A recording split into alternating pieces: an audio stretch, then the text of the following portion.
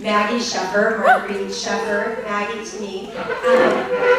So Maggie's a teacher at Life Academy, a humanities teacher, and she, I remember, came to us. She's been a teacher scholar for several years, and she came to us about a little over 2 years ago, and she said this. She said, my colleagues and I have designed a teacher learning plan for our school. We have written a grant, we have some funding. We have determined, we've done some initial data work, and we've determined that our long-term English learners, we're not meeting their needs. We need to improve our teaching for our long-term English learners. So we've hired some language acquisition experts, we're paying them, and we want those teacher scholars to partner with us to teach us how to do inquiry and to build a culture of inquiry at our school. We actually really want you to teach us how to have productive conversations that really challenge our thinking. That's what we want to do. And we have money, and this is the plan. I thought, this is it, right? This is exactly the kind of teacher leadership, teacher-led learning that we want to support. And so we feel so lucky to learn from Maggie and to be partnered with Life Academy, and we're excited to say that our work there is now spread to the science department from the humanities, so we're just hopefully slowly seeping in. And we've also, Maggie is our first, but certainly not last, teacher scholar fellow researcher, so she's helping us learn about how our work ties to the most current research in the field that she's currently working on for EDD. And so she's here tonight to talk about how frustration can be channeled into advocacy. So please join me in welcoming Maggie Sheffer.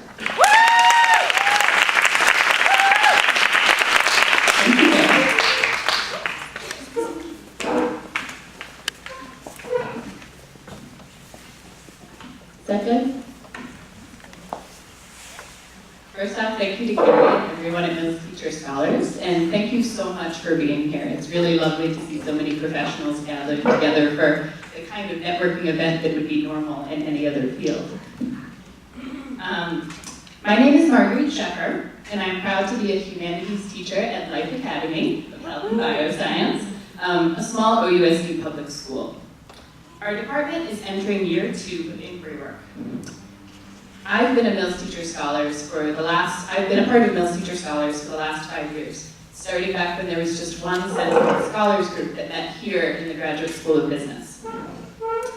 Over those 5 years, Mills Teacher Scholars has changed how I talk about my work, how I define my job. I'm a professional among other professionals, even when I dress up as a Pokemon for Halloween. I'm a professional even when I'm unsure what to do next. A day in the life of a public school teacher is a day of frustration. It is a day without enough time, without sufficient materials, but crowded with vague and contradicting demands. However, we don't get to cynically shrug off our work, since part of that frustration is that the time we spend with our students is undeniably meaningful. Every teacher I know feels that our job is important, but that we are not doing enough, that we are not quite prepared. Our frustration often comes from the fact that we take our work seriously despite often ridiculous conditions. That we hold ourselves to a standard higher than that implied by the time, recognition, pay, training, and resources we are given. Against this backdrop, Mills Teacher Scholars has empowered me to see my persistent questions and nagging irritations not as a shortcoming, but as a tool. Professionals ask questions relentlessly. Professionals neither settle nor throw in the towel, but they follow their frustrations to the root to try to improve. In the view of Mills Teacher Scholars, teachers are consistently, defiantly professionals.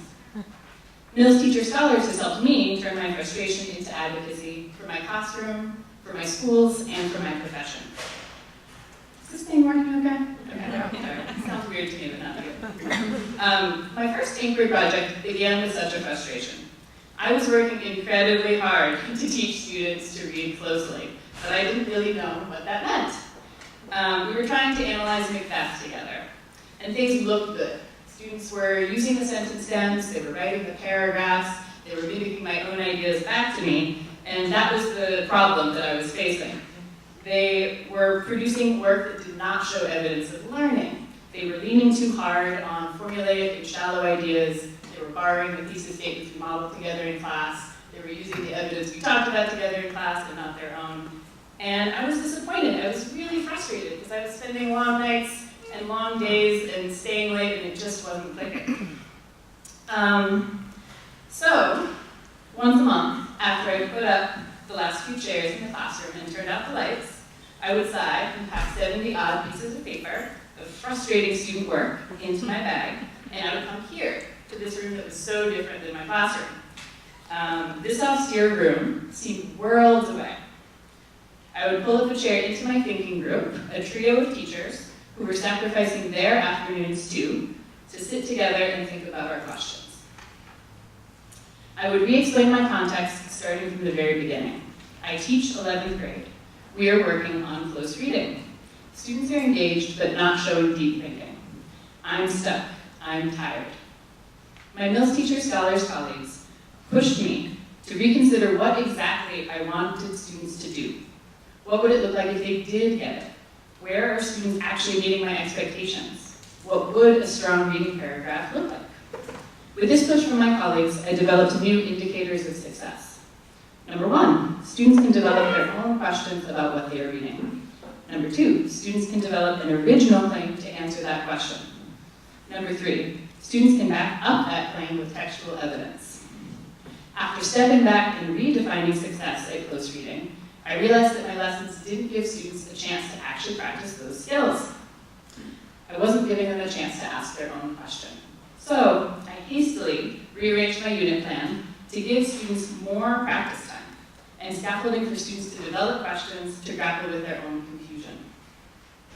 After this shift in my practice, my students began to produce work that surprised them and surprised me. In his reading of the autobiography of Malcolm X, Ricardo wondered if Malcolm X's father would be against civil rights if he were white. After reading The Woman Warrior, Alma asked why Mulan became popular despite challenging her culture's gender norms. When students asked the questions, they zoomed in on areas of the text that were more rich and more complex.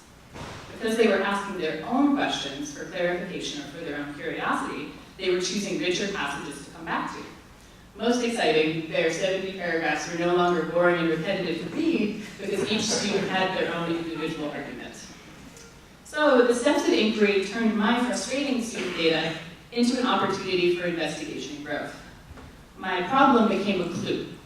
And instead of shameful, my disappointing student work was now a necessary part of the process. It was a treasure to bring back to my colleagues here.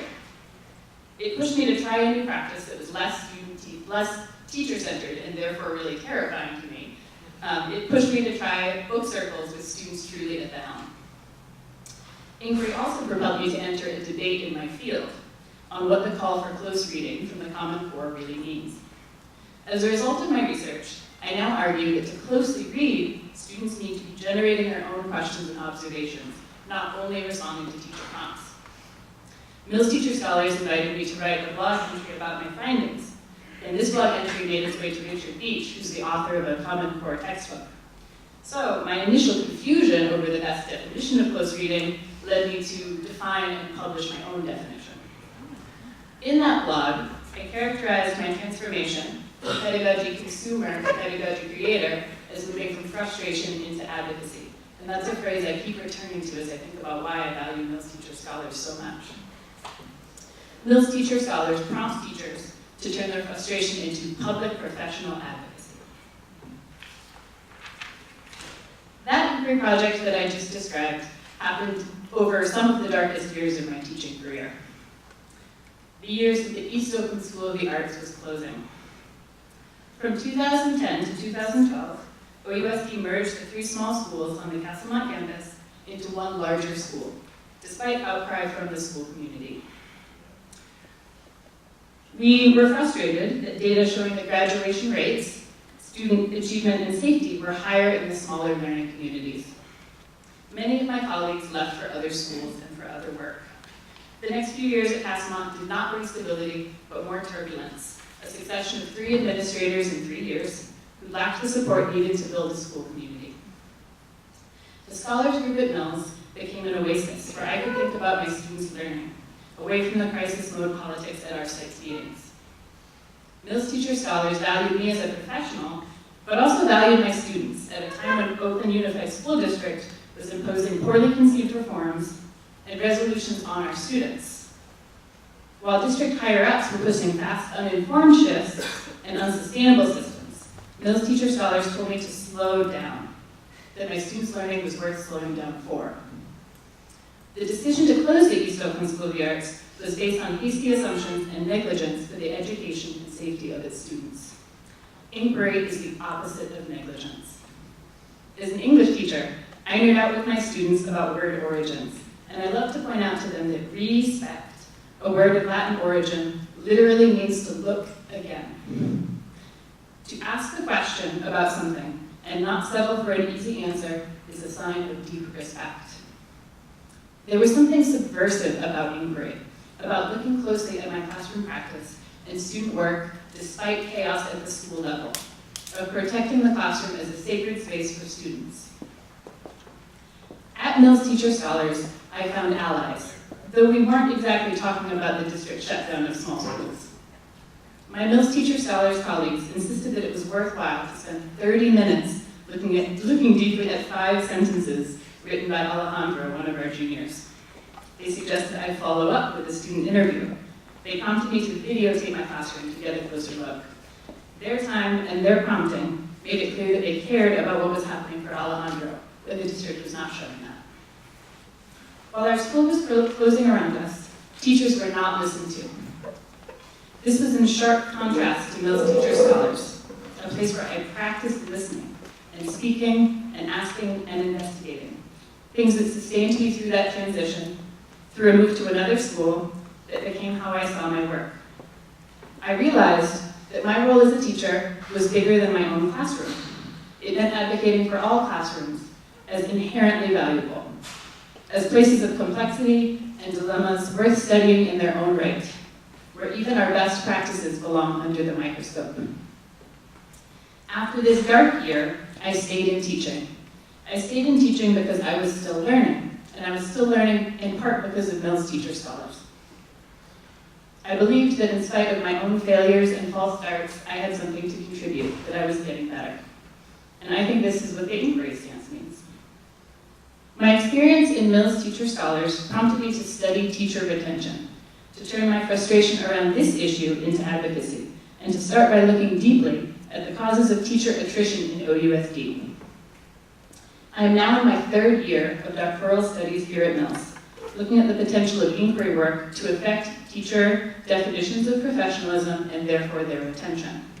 My frustration, the fact that Oakland Unified students see wave after wave of new teachers, often with just a few weeks of training under their belt, is my new starting point. Currently in OUSD, 1 out of 4 teachers leaves the classroom each year. More distressingly, the data confirms what is already clear to those on the ground, that Oakland teacher retention is negatively correlated with student need, meaning that the schools most in need of experienced teachers, the turnaround schools like Castlemont, suffer the highest turnover. At this point in my research, I have reviewed many studies positing that effective professional development nudges teachers towards the inquiry stance. I feel like I'm onto something. Still, other studies find that people who have an internalized locus of control, meaning they believe that their work can impact the conditions around them, demonstrate higher levels of job commitment. One particularly striking finding comes from a quantitative study on teacher job satisfaction by Michael Moore and John Hoffman. They find that a teacher's positive self-perception of his or her professional identity appears to override his or her dissatisfaction with poor working conditions. This is exactly what Mills Teacher Scholars has done for me. Create a positive perception of my own professional identity. Professionalism is my shield, protecting me from burnout, from the impact of those poor working conditions. It is also my sword in the fight to improve those conditions. So, at the moment when my work is hardest, I continue to return to Mills Teacher Scholars, where I am empowered to turn my frustration into advocacy, and reminded that struggle is an integral part of our work. Mills Teacher Scholars pushes us to think deeply. This push helps us to clarify for ourselves what is worth thinking deeply about and what is worth fighting for. The more deeply I investigate, the more focused my advocacy becomes. Since participating in Mills Teacher Scholars, I consider myself an advocate for student voice and choice. I advocate for small learning communities and small schools. And through my own research, I advocate for the professionalization of teaching to increase teacher retention. Our work is so important that it needs to be done as a community. But community doesn't mean we simply pat ourselves on the back over a job well done, or that we complain and commiserate together. We are colleagues in the work of embracing our frustration, insisting that even though the job is difficult and never done, we are the ones to be doing it together. Thank you so much.